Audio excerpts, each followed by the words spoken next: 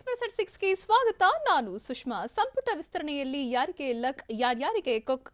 ನೂತನ ಸಚಿವರ ಪಟ್ಟಿಯಲ್ಲಿ ಪೂರ್ಣಿಮಾ ಹೆಸರು ಅಂತಿಮವಾಯ್ತಾ? ಲಸಿಕೆ ಹಂಚಿಕೆ ಬಗ್ಗೆ ಸಿಎಂಗಳ ಜೊತೆ ಸಭೆ ನಡೆಸಿ ನಮೋ ಹೇಳಿದ್ದು ಏನು? ವ್ಯಾಕ್ಸಿನ್ಗೆ ನಿಗದಿಯಾಗಿರೋ ಬೆಲೆ ಎಷ್ಟು? ವೆಚ್ಚವನ್ನ ಭರಿಸೋದು ಯಾರು? ಇದೆಲ್ಲವನ್ನು ನೋಡೋಣ. ಸಂಪುಟ ಸೇರೋಕೆ ಸಚಿವ ಆಕಾಂಕ್ಷಿಗಳ ಲಾಬಿ ಹೇಗಿದೆ? 2 ಸ್ಥಾನಕ್ಕೆ ಭಾರಿ ಪೈಪೋಟಿ ನಡೆಸ್ತಿರೋದು ಯಾರ್ಯಾರು? ನಾಳೆ ನೂತನ ಸಚಿವರ ಪಟ್ಟಿ ಬಿಡುಗಡೆ ಅಂತ ಹೇಳಿದ್ದು ಯಾರು? ಇದೆಲ್ಲವನ್ನು ನೋಡೋಣ ಸಂಪುಟ ಸರ್ಕಸ್ ನ್ಯೂಸ್ ಎಕ್ಸ್‌ಪ್ರೆಸ್‌ನಲ್ಲಿ. ಕೊನೆಗೂ ಸಚಿವ ಸಂಪುಟ ವಿಸ್ತರಣೆಗೆ ಹೈಕಮಾಂಡ್ ಗ್ರೀನ್ ಸಿಗ್ನಲ್ ನೀಡಿದ್ದು ಸಿಎಂ ದೆಹಲಿಯಿಂದ ವಾಪಸ್ ಆಗ್ತಿದ್ದಂತೆ ಸಿಹಿ ಸುದ್ದಿ ಬಂದಿದೆ. ಸಚಿವ ಆಕಾಂಕ್ಷಿಗಳಿಗೆ ಹೈಕಮಾಂಡ್ ಗುಡ್ ನ್ಯೂಸ್ ಕೊಟ್ಟಿದೆ. ರಾಜ್ಯ ಸಚಿವ ಸಂಪುಟ ವಿಸ್ತರಣೆಗೆ ವರಿಷ್ಠರು ಒಪ್ಪಿಗೆ ಕೊಟ್ಟಿದ್ದು, ಹೈಕಮಾಂಡ್ ಒಪ್ಪಿಗೆ ಸಿಗ್ತಿದ್ದಂತೆ ಆಕಾಂಕ್ಷಿಗಳ ಲಾಬಿ ಶುರುವಾಗಿದೆ. 5 ಸ್ಥಾನಕ್ಕೆ ಹೆಸರುಗಳು ಫಿಕ್ಸ್ ಆಗಿದ್ದು, ಉಳಿದ 2 ಸ್ಥಾನಕ್ಕೆ ಭಾರಿ ಪೈಪೋಟಿ ನಡೀತಾ ಇದೆ. ಹೀಗಾಗಿ ಸಿಎಂ ಬಿಎಸ್ವೈ ಸಂಪುಟದಲ್ಲಿ ಯಾರ್ಯಾರಿಗೆ ಸ್ಥಾನ ಸಿಗಲಿದೆ ಅನ್ನೋದು ಕುತೂಹಲ ಮೂಡಿಸಿದೆ.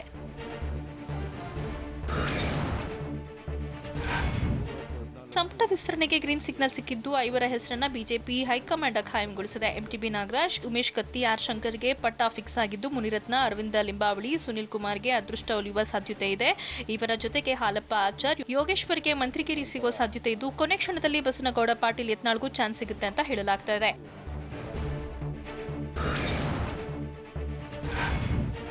7 ಸ್ಥಾನಗಳ ಪೈಕಿ ಯಾವ್ಯಾವ ಶಾಸಕರಿಗೆ ಸಂಕ್ರಾಂತಿ ಸಿಹಿ ಸುದ್ದಿ ಸಿಗಲಿದೆ ಅನ್ನೋದು ತೀವ್ರ ಕುತೂಹಲ ಮೂಡಿಸಿದೆ. ಮೂಲ ಬಿಜೆಪಿಗರಿಗಷ್ಟೇ ಸಂಪುಟದ ಬಾಗಿಲು ತೆರೆಯುತ್ತಾ, ಇಲ್ಲ ಸರ್ಕಾರ ರಚನೆಗೆ ನೆರವಾದ ವಲಸಿಗರಿಗೆ ಅದೃಷ್ಟ ಒಲಿಯುತ್ತಾ ಅನ್ನೋದನ್ನ ಕಾದು ನೋಡಬೇಕಿದೆ. ಸಂಪುಟಕ್ಕೆ 7 ಶಾಸಕರ ಸೇರ್ಪಡೆಗೆ ಹೈಕಮಾಂಡ್ ಗ್ರೀನ್ ಸಿಗ್ನಲ್ ಕೊಟ್ಟಿದ್ದು, MTB Nagaraj, CP Yogeshwar, R Shankar, Rajarajeshwari Nagar ಕ್ಷೇತ್ರದ ಶಾಸಕ ಮುನಿರತ್ನ, ಹುಕ್ಕೇರಿ ಕ್ಷೇತ್ರದ ಉಮೇಶ್ ಕತ್ತಿ ಸಂಪುಟ ಸೇರುವ ಸಾಧ್ಯತೆ ಇದೆ.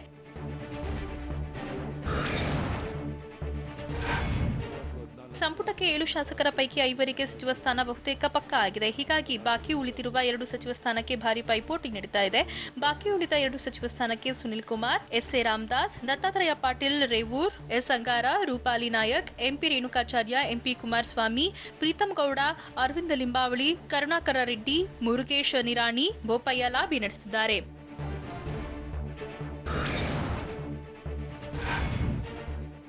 ರಾಜ್ಯಕ್ಕೆ ಬಿಜೆಪಿ ವರಿಷ್ಠರು ಬಂದ ಬಳಿಕ ಸಂಪುಟ ವಿಸ್ತರಣೆಯೋ ಪುನಾರಚನೆಯೋ ಅನ್ನೋದು ತಿಳಿಯಲಿದೆ ಅಂತ ಮುಖ್ಯಮಂತ್ರಿ ಬಿಎಸ್ ಯಡಿಯೂರಪ್ಪ ಹೇಳಿದರು. ಜನವರಿ 13 ಅಥವಾ 14ರಂದು ರಾಜ್ಯ ಬಿಜೆಪಿ ಉಸ್ತುವಾರಿ ಅರುಣ್ ಸಿಂಗ್, ಬಿಜೆಪಿ ಅಧ್ಯಕ್ಷ ಜೆಪಿ ನಡ್ಡಾ ಅವರನ್ನ ರಾಜ್ಯಕ್ಕೆ ಕರೆಸುತ್ತೇವೆ. ಅವರ ಜೊತೆ ಚರ್ಚೆ ಬಳಿಕ ಪ್ರಮಾಣ ವಚನ ದಿನಾಂಕ ನಿಗದಿ ಮಾಡ್ತೀವಿ ಅಂತ ಬಿಎಸ್ವೈ ತಿಳಿಸಿದರು. ಇದೇ ವೇಳೆ 7 ಶಾಸಕರನ್ನ ಸಂಪುಟಕ್ಕೆ ಸೇರಿಸಿಕೊಳ್ಳಲಾಗುವುದು ಅಂತ ಹೇಳಿದರು.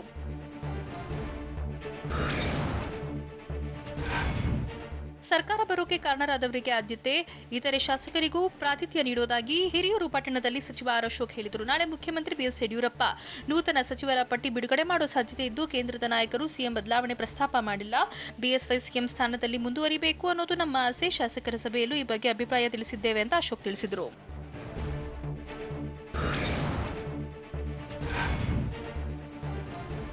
ಏಳು ಸಚಿವ ಸ್ಥಾನದ ಪೈಕಿ 6 ಮಂದಿ ಹೆಸರು ಫೈನಲ್ ಆಗಿದ್ದು, 6 ಮಂದಿ ಸಂಭಾವ್ಯರ ಪಟ್ಟಿ ಟಿವಿ9ಗೆ ಲಭ್ಯವಾಗಿದೆ. 6ರಲ್ಲಿ ಶಾಸಕಿ ಪೂರ್ಣಿಮಾ ಶ್ರೀನಿವಾಸ್ ಹೆಸರು ಕೂಡ ಇದ್ದು, ಎಂಟಿಬಿ ನಾಗರಾಜ್, ಆರ್ ಶಂಕರ್, ಮುನಿರತ್ನಗೆ ಮಂತ್ರಿಗಿರಿ ಫಿಕ್ಸ್ ಆಗಿದೆ. ಉಮೇಶ್ ಕತ್ತಿ, ಅಂಗಾರ ಹೆಸರು ಫೈನಲ್ ಆದಂತೆ ಕಾಣ್ತಿದೆ. ಉಳಿದಂತೆ 7ನೇ ಸ್ಥಾನಕ್ಕೆ ಸಿಪಿ ಯೋಗೇಶ್ವರ್, ಅರವಿಂದ ಲಿಂಬಾವಳಿ ಪೈಪೋಟಿಯಲ್ಲಿದೆ.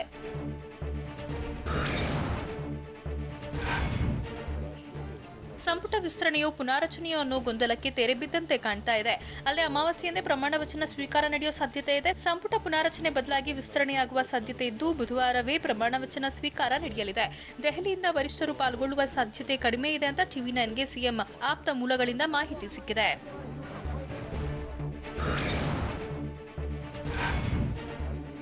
ಸಚಿವ ಸಂಪುಟ ವಿಸ್ತರಣೆ ಸುಳಿವು ಬೆನ್ನಲ್ಲೇ ಹಳ್ಳಿ ಹಕ್ಕಿ ಸಿಡಿದೆದ್ದಿದೆ. ಮುಖ್ಯಮಂತ್ರಿ ಸ್ಥಾನಕ್ಕೆ ಕೂರಿಸಿದವರನ್ನ ನೆನಪು ಮಾಡಿಕೊಳ್ಳಬೇಕು ಅಂತ ಮೈಸೂರಿನಲ್ಲಿ ವಿಧಾನ ಪರಿಷತ್ ಸದಸ್ಯ ಎಚ್ ವಿಶ್ವನಾಥ್ ಹೇಳಿದ್ದಾರೆ. ಯಾರನ್ನ ಸಚಿವರನ್ನಾಗಿ ಮಾಡಬೇಕು ಎಂಬ ಪರಮಾಧಿಕಾರ ಸಿಎಂಗಿದೆ. ಮುಖ್ಯಮಂತ್ರಿ ಮಾಡೋಕೆ ಜೊತೆಗೆ ನಿಂತವರಿಗೆ ಸಹಾಯ ಮಾಡಬೇಕು. ಸದ್ಯ ನಾನು ಈಗ ಪರಿಷತ್ ಸದಸ್ಯನಾಗಿದ್ದು 6 ವರ್ಷ ನನ್ನನ್ನು ಅಲುಗಾಡಿಸೋಕೆ ಯಾರಿಂದಲೂ ಸಾಧ್ಯ ಇಲ್ಲ ಅಂತ ಹೇಳಿದ್ರು.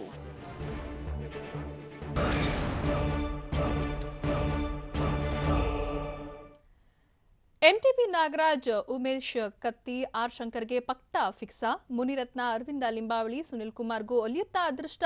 ಕೊನೆ ಕ್ಷಣದಲ್ಲಿ ಬಸನಗೌಡ ಪಾಟೀಲ್ ಯತ್ನಾಳ್ಗೂ ಇದೆಯಾ ಲಕ್? ಇದೆಲ್ಲವನ್ನು ನೋಡೋಣ ಯಾರ್ಯಾರಿಗೆ ಮಂತ್ರಿಗಿರಿ ನ್ಯೂಸ್ ಎಕ್ಸ್‌ಪ್ರೆಸ್‌ನಲ್ಲಿ.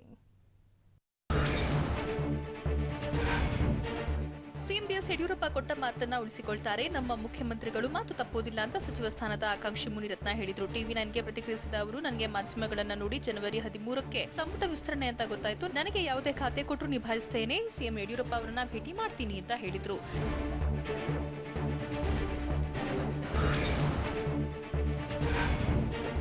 ಸಿಪಿ ಯೋಗೇಶ್ವರ್ಗೆ ಸಚಿವ ಸ್ಥಾನ ಬಹುತೇಕ ಫಿಕ್ಸ್ ಅಂತ ಹೇಳಲಾಗ್ತಿದೆ. ಈ ಬಗ್ಗೆ ಚನ್ನಪಟ್ಟಣದಲ್ಲಿ ಪ್ರತಿಕ್ರಿಯಿಸಿರುವ ಸಿಪಿ ಯೋಗೇಶ್ವರ್, ನನಗೆ ಅಧಿಕೃತವಾದ ಯಾವುದೇ ಮಾಹಿತಿ ಇಲ್ಲ, ಮಾಧ್ಯಮಗಳ ಮೂಲಕ ಮಾಹಿತಿ ತಿಳ್ಕೊಂಡಿದ್ದೇನೆ, ಈ ಬಗ್ಗೆ ನನಗೆ ಮಾಹಿತಿ ಇಲ್ಲ ಅಂತ ಹೇಳಿದ್ರು. ಈ ಹಿಂದೆ ಕೂಡ ಸಚಿವನಾಗಿ ನಾನು ಕೆಲಸ ನಿರ್ವಹಿಸಿದ್ದೇನೆ, ಈಗ ಸಚಿವ ಸ್ಥಾನ ನೀಡಿದರೆ ಸಮರ್ಪಕವಾಗಿ ನಿಭಾಯಿಸ್ತೇನೆ, ರಾಜ್ಯಕ್ಕೆ ಒಳ್ಳೆ ಕೆಲಸ ಮಾಡ್ತೇನೆ, ನನಗೆ ಯಾವುದೇ ನಿರೀಕ್ಷೆ ಇಲ್ಲ ಅಂತ ಸಿಪಿ ಯೋಗೇಶ್ವರ್ ತಿಳಿಸಿದ್ರು.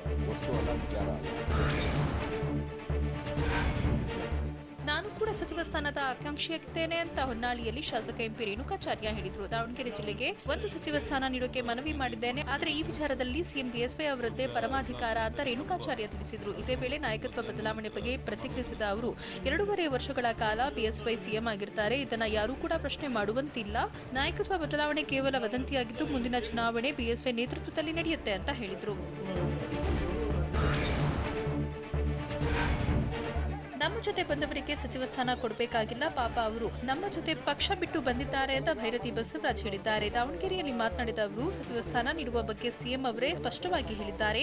ಮುನಿರತ್ನ, ಎಂಟಿಬಿ ನಾಗರಾಜ್ ಅವರೆಲ್ಲ ನಮ್ಮ ಜೊತೆ ಬಂದಿದ್ದಾರೆ, ಅವರಿಗೆ ಸಚಿವ ಸ್ಥಾನ ಕೊಡಲೇಬೇಕು ಅಂತ ಹೇಳಿದ್ರು. ಅಲ್ಲದೆ ಶಾಸಕ ಬಸನಗೌಡ ಪಾಟೀಲ್ ಯತ್ನಾಳ್ ಏನೇನೋ ಹೇಳಿಕೆ ನೀಡುತ್ತಿದ್ದಾರೆ, ಆದ್ರೆ ಅದರ ಬಗ್ಗೆ ನಾನು ಏನು ಪ್ರತಿಕ್ರಿಯೆ ಕೊಡಲ್ಲ ಅಂತ ತಿಳಿಸಿದ್ರು.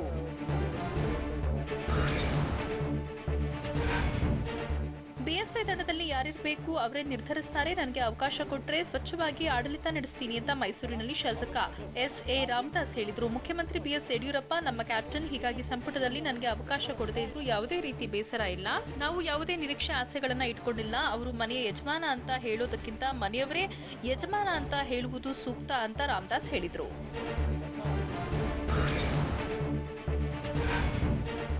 ಸಂಪುಟ ವಿಸ್ತರಣೆಗೆ ಗ್ರೀನ್ ಸಿಗ್ನಲ್ ಸಿಗ್ತಿದ್ದಂತೆ ಸಚಿವ ಆಕಾಂಕ್ಷಿಗಳ ಲಾಬಿ ಜೋರಾಗಿದೆ. ಸಚಿವ ಸ್ಥಾನದ ಕುರಿತು ಟಿವಿ9ಗೆ ಪ್ರತಿಕ್ರಿಯಿಸಿದ ಹಾಲಪ್ಪ ಆಚಾರ್, ನಾನು ಪಕ್ಷದ ಸಾಮಾನ್ಯ ಕಾರ್ಯಕರ್ತ, ಶಿಸ್ತಿನ ಸಿಪಾಯಿ, ಪಕ್ಷ ಯಾವುದೇ ಜವಾಬ್ದಾರಿ ನೀಡಿದರೂ ನಿರ್ವಹಿಸುತ್ತೇನೆ ಅಂತ ಹೇಳಿದರು. ಸಂಪುಟ ಸೇರ್ಪಡೆ ಬಗ್ಗೆ ಸಿಎಂ ಯಡಿಯೂರಪ್ಪ ಹೈಕಮಾಂಡ್ ತೀರ್ಮಾನ ಕೈಗೊಳ್ಳಲಾಗುತ್ತೆ, ನಾನು ಸಂಘಟನೆಯ ಬಲದಿಂದ ಶಾಸಕನಾಗಿದ್ದೇನೆ ಅಂತ ಯಲಬುರ್ಗಾ ಕ್ಷೇತ್ರದ ಬಿಜೆಪಿ ಶಾಸಕ ಹಾಲಪ್ಪ ಆಚಾರ್ ಹೇಳಿದ್ದಾರೆ.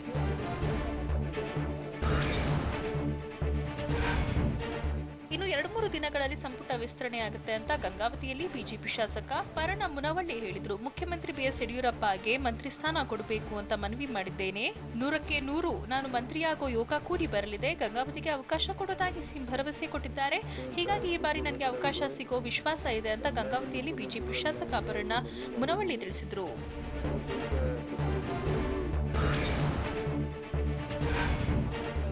ಈ ಬಾರಿಯಾದರೂ ಕಲ್ಯಾಣ ಕರ್ನಾಟಕ ಭಾಗಕ್ಕೆ ಮಂತ್ರಿ ಭಾಗ್ಯ ಒಲಿಯುತ್ತಾ ಅನ್ನೋ ಕುತೂಹಲ ಮನೆ ಮಾಡಿದ್ದು. ಕಲ್ಯಾಣ ಕರ್ನಾಟಕ ಭಾಗದಲ್ಲಿ ಸಚಿವ ಆಕಾಂಕ್ಷಿಗಳ ಪಟ್ಟಿಯೇ ದೊಡ್ಡದಾಗಿದೆ. ಕಲ್ಯಾಣ ಕರ್ನಾಟಕದ 6 ಜಿಲ್ಲೆಗಳಿಂದ 17 ಶಾಸಕರಿದ್ದು, ಇವರಲ್ಲಿ 2ರಿಗೆ ಮಾತ್ರ ಮಂತ್ರಿ ಸ್ಥಾನ ಸಿಕ್ಕಿದೆ. ಹೀಗಾಗಿ ಕಲಬುರಗಿಗೆ ಮಂತ್ರಿ ಸ್ಥಾನ ನೀಡೋಕೆ ಸೇಡಂ ಶಾಸಕ ರಾಜಕುಮಾರ ಪಾಟೀಲ್ ತೇಲ್ಕೂರ್ ಆಗ್ರಹಿಸಿದ್ದಾರೆ.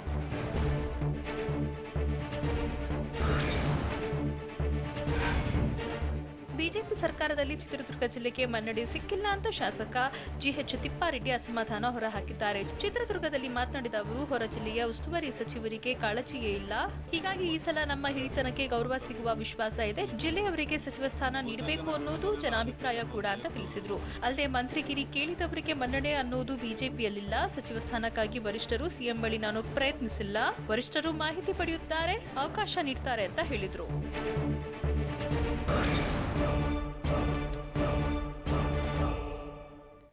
ನಾನು ಕೂಡ ಸಚಿವ ಸ್ಥಾನದ ಆಕಾಂಕ್ಷಿ ಅಂತ ಹೇಳಿದವರೆಷ್ಟು, ಮಿನಿಸ್ಟರ್ ಕುರ್ಚಿಗೆ ಟವಲ್ ಹಾಕಿದ್ದು ಹೇಗೆ ರೇಣುಕಾಚಾರ್ಯ, ಅವಕಾಶ ಸಿಕ್ಕರೆ ಸ್ವಚ್ಛವಾಗಿ ಆಡಳಿತ ನೀಡ್ತೇವೆ ಅಂತ ಹೇಳಿದ್ದು ಯಾರು, ಇದೆಲ್ಲವನ್ನು ನೋಡೋಣ ಮಂತ್ರಿಗಿರಿಗೆ ಪಟ್ಟು ನ್ಯೂಸ್ ಎಕ್ಸ್‌ಪ್ರೆಸ್‌ನಲ್ಲಿ. ವಿಜಯಪುರ ಜಿಲ್ಲೆಗೆ ಸಚಿವ ಸ್ಥಾನ ನೀಡಬೇಕು ಅಂತ ದೇವರಹಿಪ್ಪರಗಿ ಶಾಸಕ ಸೋಮನಗೌಡ ಪಾಟೀಲ್ ಸಾಸನೂರ ಆಗ್ರಹಿಸಿದ್ದಾರೆ. ಜಿಲ್ಲೆಯಲ್ಲಿ ಬಸನಗೌಡ ಪಾಟೀಲ್ ಯತ್ನಾಳ್, ಎಎಸ್ ಪಾಟೀಲ್, ನಡಹಳ್ಳಿ ನನಗಿಂತ ಹಿರಿಯ ಶಾಸಕರಿದ್ದಾರೆ, ಅವರಲ್ಲಿ ಯಾರಿಗಾದರೂ ಸಚಿವ ಸ್ಥಾನ ನೀಡಲಿ, ಆದರೂ ಹೈಕಮಾಂಡ್ ನನಗೆ ಸಚಿವ ಸ್ಥಾನ ನೀಡಿದ್ರೆ ನಿಭಾಯಿಸುತ್ತೇನೆ. ಈ ಹಿಂದೆ ನಮ್ಮ ತಂದೆ ಸಚಿವರಾಗಿದ್ದ ವೇಳೆ ಅವರ ಜೊತೆ ಕೆಲಸ ಮಾಡಿದ್ದೇನೆ, ಹೀಗಾಗಿ ಸಚಿವ ಸ್ಥಾನ ನೀಡಿದ್ರೆ ನಿಭಾಯಿಸುವೆ ಅಂತ ಹೇಳಿದ್ರು.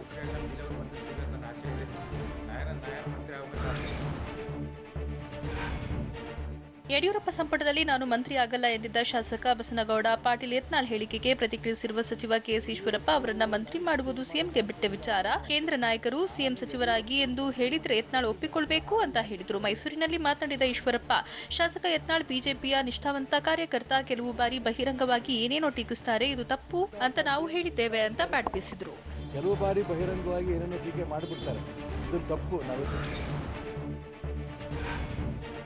ಪಕ್ಷೇತರ ಶಾಸಕ ಎನ್ ಮಹೇಶ್ ಬಿಎಸ್ ಯಡಿಯೂರಪ್ಪ ಸಂಪುಟ ಸೇರ್ತಾರೆ ಎನ್ನುವ ಸುದ್ದಿ ಹಬ್ಬಿತ್ತು. ಇದಕ್ಕೆ ಸ್ವತಃ ಕೊಳ್ಳೇಗಾಲ ಶಾಸಕ ಎನ್ ಮಹೇಶ್ ಅವರೇ ಸ್ಪಷ್ಟನೆ ಕೊಟ್ಟಿದ್ದಾರೆ. ನನಗೆ ಮುಖ್ಯಮಂತ್ರಿ ಬಿಎಸ್ ಯಡಿಯೂರಪ್ಪ ಸೇರಿದಂತೆ ಯಾರೂ ಕೂಡ ಕರೆ ಮಾಡಿ ಕರೆದಿಲ್ಲ. ನಾನು ರಾಜ್ಯ ಸಚಿವ ಸಂಪುಟ ಸೇರ್ತೇನೆ ಎಂಬುದು ಊಹಾಪೋಹ.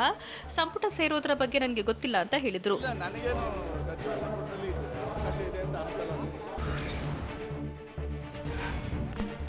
ಗೆದ್ದ ಶಾಸಕರು ಮಂತ್ರಿ ಆಗಬೇಕು ಅಂತ ಅಪೇಕ್ಷಿಸುತ್ತಾರೆ ಅಂತ ಮೈಸೂರಿನಲ್ಲಿ ಸಚಿವ ಕೆಎಸ್ ಈಶ್ವರಪ್ಪ ಹೇಳಿದ್ದಾರೆ. ಸಚಿವರಾಗಬೇಕು ಅಂತ ಅಪೇಕ್ಷಿಸೋದ್ರಲ್ಲಿ ತಪ್ಪಿಲ್ಲ. ಸಚಿವರಾಗದವರು ಸಚಿವರಾದವರಿಗೆ ಸಹಕಾರ ಕೊಡ್ತಾರೆ. ಬೇರೆ ಪಕ್ಷದಿಂದ ಬಂದವರಿಗೆ ಸಚಿವ ಸ್ಥಾನ ಕೊಡಬೇಕಿದೆ, ಬಳಿಕ ಉಳಿದವರಿಗೆ ಸಚಿವ ಸ್ಥಾನ ನೀಡಲಾಗುತ್ತೆ ಅಂತ ಈಶ್ವರಪ್ಪ ತಿಳಿಸಿದರು.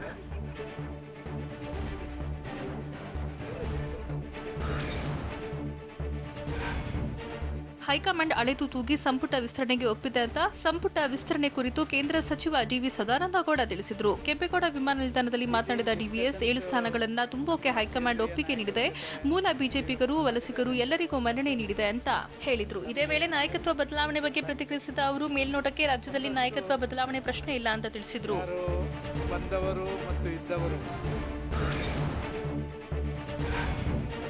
ಸಿಎಂ ಹೇಳಿದಂತೆ ಬುಧವಾರವೇ ಸಚಿವ ಸಂಪುಟ ವಿಸ್ತರಣೆ ಆಗುತ್ತಾ ಅಂತ ಸಚಿವ ಆಕಾಂಕ್ಷಿಗಳಲ್ಲಿ ಅನುಮಾನ ಶುರುವಾಗಿದೆ. ಬುಧವಾರ ವರ್ಷದ ಮೊದಲ ಅಮಾವಾಸ್ಯೆ, ಜೊತೆಗೆ ಬುಧವಾರ ಬೆಂಗಳೂರಿನಲ್ಲಿ ಸಚಿವ ಸಂಪುಟ ಸಭೆ, ಬಿಜೆಪಿ ಜನ ಸೇವಕ ಯಾತ್ರೆಯ ಸಮಾರೋಪ ಸಮಾರಂಭ ನಿಗದಿಯಾಗಿದೆ. ಅಲ್ಲದೆ ನೀರಾವರಿ ಯೋಜನೆ ಸಂಬಂಧ ಸಚಿವ ಸಂಪುಟ ಉಪಸಮಿತಿ ಸಭೆ ಇದ್ದು, ಡೆಮು ರೈಲು ಸಂಬಂಧ ಕಾರ್ಯಕ್ರಮ ಕೂಡ ಬುಧವಾರದಂದೇ ನಿಗದಿಯಾಗಿದೆ. ಹೀಗಾಗಿ ಆಕಾಂಕ್ಷಿಗಳು ಬುಧವಾರವೇ ಸಂಪುಟ ವಿಸ್ತರಣೆಯಾಗುತ್ತೋ ಇಲ್ವೋ ಅನ್ನೋ ಆತಂಕದಲ್ಲಿ ಇದ್ದಾರೆ.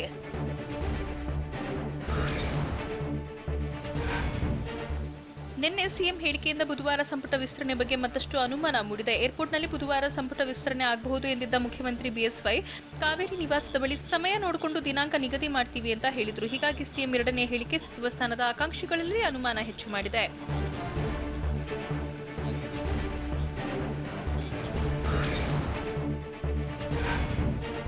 ರಾಜ್ಯ ಸಚಿವ ಸಂಪುಟ ವಿಸ್ತರಣೆ ಬಗ್ಗೆ ಸಿಎಂ ಯಡಿಯೂರಪ್ಪ ಅವರೇ ಮಾಹಿತಿ ನೀಡಿದ್ದಾರೆ. ಆದರೆ ಸಚಿವ ಸಂಪುಟ ವಿಸ್ತರಣೆ ಬಗ್ಗೆ ನನಗೆ ಮಾಹಿತಿ ಇಲ್ಲ ಅಂತ ಹುಬ್ಬಳ್ಳಿಯಲ್ಲಿ ವಸತಿ ಸಚಿವ ವಿ ಸೋಮಣ್ಣ ಹೇಳಿದ್ರು.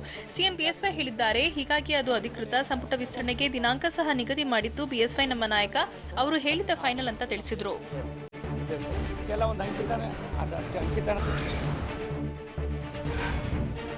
ಯಾವುದೇ ಗೊಂದಲ ಇಲ್ಲದೆ ಸಚಿವ ಸಂಪುಟ ವಿಸ್ತರಣೆ ಆಗುತ್ತೆ ಅಂತ ಡಿಸಿಎಂ ಗೋವಿಂದ ಕಾರಜೋಳ ಹೇಳಿದ್ದಾರೆ. ಗದಗದಲ್ಲಿ ಮಾತನಾಡಿದ ಅವರು, ಎಲ್ಲರೂ ಒಟ್ಟೊಟ್ಟಾಗಿ ಇದ್ದೇವೆ, ಯಾವುದೇ ಗೊಂದಲ ಇಲ್ಲ, ಸರ್ಕಾರ ಸುಭದ್ರವಾಗಿದೆ ಅಂತ ತಿಳಿಸಿದ್ರು. ಇದೇ ವೇಳೆ ನಾಯಕತ್ವ ಬದಲಾವಣೆ ಬಗ್ಗೆ ಪ್ರತಿಕ್ರಿಯಿಸಿದ ಅವರು, ಸಿಎಂ ಬದಲಾವಣೆ ಪ್ರಸ್ತಾಪವೇ ಇಲ್ಲ, ಪೂರ್ಣಾವಧಿಗೆ ಯಡಿಯೂರಪ್ಪ ಅವರೇ ಸಿಎಂ ಅಂತ ಹೇಳಿದ್ರು.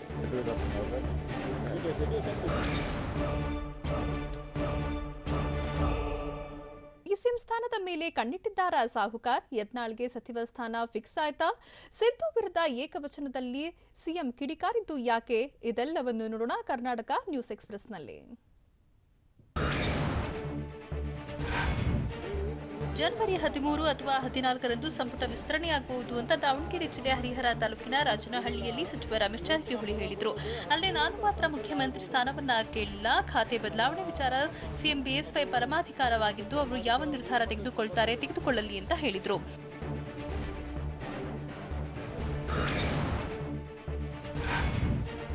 ಸಂಪುಟ ವಿಸ್ತರಣೆ, ಪುನಾರಚನೆ, ನಾಯಕತ್ವ ಬದಲಾವಣೆ ಬಗ್ಗೆ ಪ್ರತಿಕ್ರಿಯಿಸೋಕೆ ಯತ್ನಾಳ್ ನಿರಾಕರಿಸಿದ್ದಾರೆ. ಕೇಂದ್ರ ನಾಯಕರ ಸೂಚನೆ ಪಾಲಿಸುತ್ತಿರುವುದಾಗಿ ಯತ್ನಾಳ್ ಮಾಹಿತಿ ನೀಡಿದ್ದು, ಸಚಿವ ಸಂಪುಟದಲ್ಲಿ ಯತ್ನಾಳ್ಗೆ ಸಚಿವ ಸ್ಥಾನ ಪಕ್ಕಾ ಅಂತ ಹೇಳಲಾಗಿದೆ. ಕೇಂದ್ರ ನಾಯಕರ ಸೂಚನೆ ಮೇರೆಗೆ ಸಚಿವ ಸ್ಥಾನ ಸಿಕ್ಕಿದ್ದು, ಇದೇ ಕಾರಣಕ್ಕೆ ಮೌನವಾಗಿರುವಂತೆ ಯತ್ನಾಳ್ಗೆ ಸೂಚನೆ ನೀಡಿದಂತೆ ಕಾಣ್ತಿದೆ.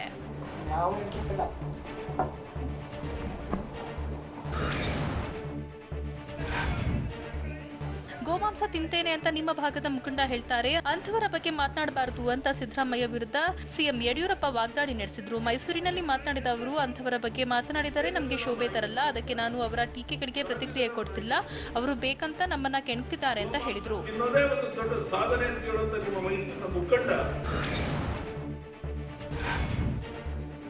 ಕಾಂಗ್ರೆಸ್-ಜೆಡಿಎಸ್ ಪಕ್ಷದಲ್ಲಿ ವಿಚಿತ್ರ ಪರಿಸ್ಥಿತಿ ಇದೆ. ಡಿಕೆಶಿ, ಸಿದ್ದರಾಮಯ್ಯ ಗುಂಪುಗಾರಿಕೆಯಲ್ಲಿ ಬಡಿದಾಡುತ್ತಿದ್ದಾರೆ ಅಂತ ಸಚಿವ ಕೆಎಸ್ ಈಶ್ವರಪ್ಪ ವ್ಯಂಗ್ಯವಾಡಿದ್ರು. ಮಡಿಕೇರಿಯಲ್ಲಿ ಮಾತನಾಡಿದ ಅವರು, ಜೆಡಿಎಸ್ ಪಕ್ಷದಲ್ಲಿದ್ದವರೆಲ್ಲ ಬಿಟ್ಟು ಹೋಗ್ತಿದ್ದಾರೆ.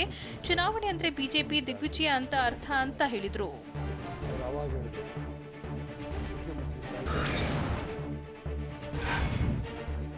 ನನಗೆ ಎಂಗೇಜ್ಮೆಂಟ್ ಆಗಿ 6 ತಿಂಗಳಾಗಿತ್ತು. ಆದಷ್ಟು ಬೇಗ ನಾನು ಬಿಜೆಪಿ ಸೊಸೆಯಾಗುವೆ ಅಂತ ಹಾವೇರಿಯ ಬಿಜೆಪಿ ಜನಸೇವಕ ಸಮಾವೇಶದಲ್ಲಿ ಎಂಎಲ್ಸಿ ಆರ್ ಶಂಕರ್ ಹೇಳಿದ್ರು. ಕೊರೋನಾ ಸಂಕಷ್ಟ ಇಲ್ಲದಿದ್ರೆ ಮತ್ತಷ್ಟು ಸಿಎಂ ಯಡಿಯೂರಪ್ಪ ಅಭಿವೃದ್ಧಿ ಮಾಡ್ತಿದ್ರು. ಆದ್ರೂ ಸಂಕಷ್ಟದ ನಡುವೆ ಅಭಿವೃದ್ಧಿ ಕೆಲಸ ಮಾಡಿದ್ದಾರೆ ಅಂತ ಸಮಾವೇಶದಲ್ಲಿ ಎಂಎಲ್ಸಿ ಆರ್ ಶಂಕರ್ ಹೇಳಿದ್ರು.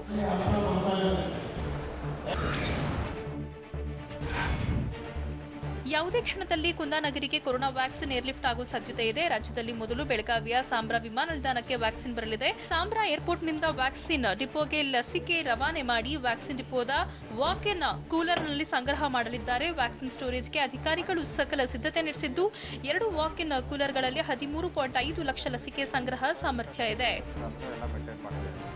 ಏನು ತೊಂದರೆ ಇಲ್ಲ, ಎಲ್ಲ ಸಿದ್ಧತೆಗಳು ಆಗಿದಾವ. 2 ಸಲ ನಾವು ಈಗಾಗಲೇ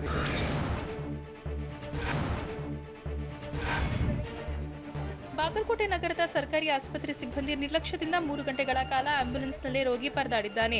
ಬೀಳಗಿ ತಾಲೂಕಿನ ಅರಕೇರಿ ನಿವಾಸಿ ರೇವಣಸಿದ್ದಪ್ಪ ಎಂಬಾತ ಮೆದುಳು ನೋವಿನ ಸಮಸ್ಯೆಯಿಂದ ಬಳಲ್ತಾ ಇದ್ದ. ಹೀಗಾಗಿ ಆಸ್ಪತ್ರೆಯಲ್ಲಿ ಸೂಕ್ತ ಸೌಲಭ್ಯಗಳಿಲ್ಲ ಅಂತ ಬೇರೆ ಆಸ್ಪತ್ರೆಗೆ ಕಳಿಸೋಕೆ ಸರ್ಕಾರಿ ಆಸ್ಪತ್ರೆಯ ಸಿಬ್ಬಂದಿ ಯತ್ನಿಸಿದ್ದಾರೆ.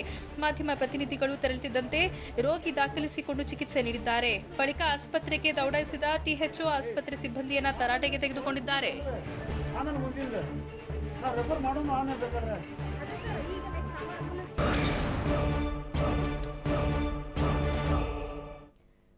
ಸಭೆಯಲ್ಲಿ ಸಿಎಂಗಳಿಗೆ ಪ್ರಧಾನಿ ಸೂಚಿಸಿದ್ದು ಏನು? ರಾತ್ರಿಯೇ ಬೆಂಗಳೂರಿಗೆ ಬರುತ್ತಾ ಲಸಿಕೆ? ಕೇಂದ್ರವನ್ನ ಸುಪ್ರೀಂ ತರಾಟೆಗೆ ತೆಗೆದುಕೊಂಡಿದ್ದು ಹೇಗೆ? ಇದೆಲ್ಲವನ್ನು ನೋಡೋಣ ನ್ಯಾಷನಲ್ ನ್ಯೂಸ್ ಎಕ್ಸ್‌ಪ್ರೆಸ್‌ನಲ್ಲಿ.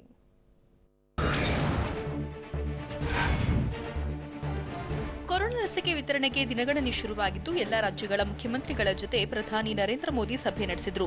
ವಿಡಿಯೋ ಕಾನ್ಫರೆನ್ಸ್ ಮೂಲಕ ಕೊರೋನಾ ವೈರಸ್ ವಿರುದ್ಧ ಲಸಿಕೆ ಹಂಚಿಕೆ ಬಗ್ಗೆ ಚರ್ಚೆ ಮಾಡಿದ್ರು. ಕೊರೋನಾ ಲಸಿಕೆ ನೀಡಿಕೆಗೆ ಈಗಾಗಲೇ ಜನವರಿ 16ರ ದಿನಾಂಕ ನಿಗದಿಯಾಗಿದ್ದು, ಲಸಿಕೆ ನೀಡಿಕೆಯ ಸಿದ್ಧತೆ, ಮುನ್ನೆಚ್ಚರಿಕೆ ಕ್ರಮಗಳ ಬಗ್ಗೆ ಸಿಎಂಗಳಿಗೆ ಪ್ರಧಾನಿ ಮೋದಿ ತಿಳಿಸಿದ್ರು.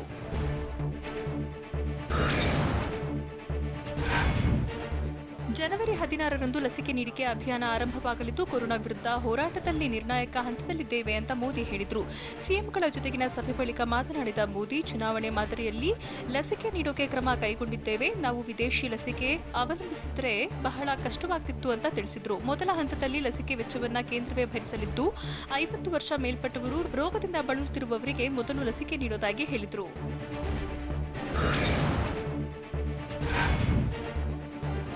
ಕೊರೋನಾ ಸಂಕಷ್ಟದ ಕಾಲದಲ್ಲಿ ಒಗ್ಗಟ್ಟಿನಿಂದ ಕೆಲಸ ಮಾಡಿದ್ದು, ದೇಶದ ಜನರನ್ನ ನಿರಂತರವಾಗಿ ಜಾಗೃತಿ ಮೂಡಿಸುತ್ತಲೇ ಇದ್ದೇವೆ ಅಂತ ಪ್ರಧಾನಿ ನರೇಂದ್ರ ಮೋದಿ ತಿಳಿಸಿದ್ರು. ಅಲ್ಲದೆ 8-9 ತಿಂಗಳ ಹಿಂದೆ ಜನರಲ್ಲಿ ಇದ್ದ ಭಯ ಈಗ ಇಲ್ಲ. ಕೊರೋನಾ ಭಯದಿಂದ ಜನ ಹೊರ ಬಂದಿದ್ದಾರೆ ಅಂತ ಮೋದಿ ಹೇಳಿದ್ರು. ಲಸಿಕೆ ಮಾಹಿತಿ ಕೋವಿನ್ ಆಪ್ನಲ್ಲಿ ರಿಯಲ್ ಟೈಮ್ನಲ್ಲಿ ಅಪ್ಲೋಡ್ ಆಗುತ್ತೆ. ಲಸಿಕೆ ಪಡೆದವರಿಗೆ ಈ ಸರ್ಟಿಫಿಕೇಟ್ ನೀಡಲಾಗುತ್ತೆ. ವಿಶ್ವದಲ್ಲಿ 2.5 ಕೋಟಿ ಜನ ಲಸಿಕೆ ಪಡೆದಿದ್ದಾರೆ. ಸಾರ್ವತ್ರಿಕ ಲಸಿಕೆ ನೀಡಿಕೆಗೆ ನಮ್ಮ ಬಳಿ ವ್ಯವಸ್ಥೆ ಇದೆ ಅಂತ ಮೋದಿ ತಿಳಿಸಿದ್ರು.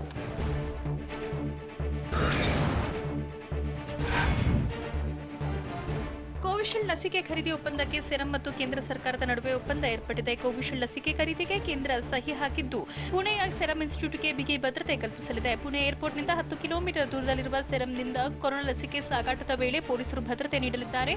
ಇನ್ನು 80% ಕೊರೋನಾ ಲಸಿಕೆ ವಿಮಾನದ ಮೂಲಕ ಸಾಗಾಟ ಆಗಲಿದ್ದು, ಇಂದು ಅಥವಾ ನಾಳೆ ಕೊರೋನಾ ಲಸಿಕೆ ಪೂರೈಕೆ ಮಾಡಲಿದ್ದಾರೆ.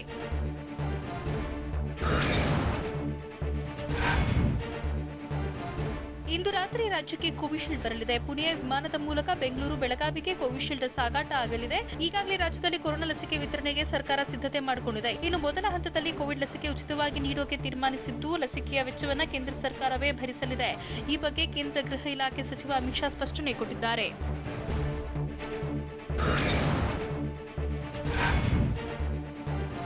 ಕೋವಿಶೀಲ್ಡ್ 1 ಡೋಸ್ ದರ ₹200 ನಿಗದಿ ಮಾಡಲಾಗಿದೆ. ಸೆರಂ ಇನ್ಸ್ಟಿಟ್ಯೂಟ್ನಿಂದ 1 ಕೋಟಿ 10 ಲಕ್ಷ ಲಸಿಕೆ ಖರೀದಿ ಒಪ್ಪಂದಕ್ಕೆ ಕೇಂದ್ರ ಸರ್ಕಾರ ಸಹಿ ಹಾಕಿದೆ. ಇಂದು ಸಂಜೆಯೇ ಪುಣೆಯಿಂದ 1 ಕೋಟಿ ಕೋವಿಶೀಲ್ಡ್ ಲಸಿಕೆ ಡೋಸ್ಗಳ ರವಾನೆ ಆಗಲಿದೆ. ಮೊದಲ ಹಂತದಲ್ಲಿ ವಿವಿಧ ರಾಜ್ಯಗಳಿಗೆ ಲಸಿಕೆ ರವಾನೆಯಾಗಲಿದ್ದು, ರಾತ್ರಿ ವೇಳೆಗೆ ಬೆಂಗಳೂರಿಗೆ ಲಸಿಕೆ ತಲುಪುವ ಸಾಧ್ಯತೆ ಇದೆ.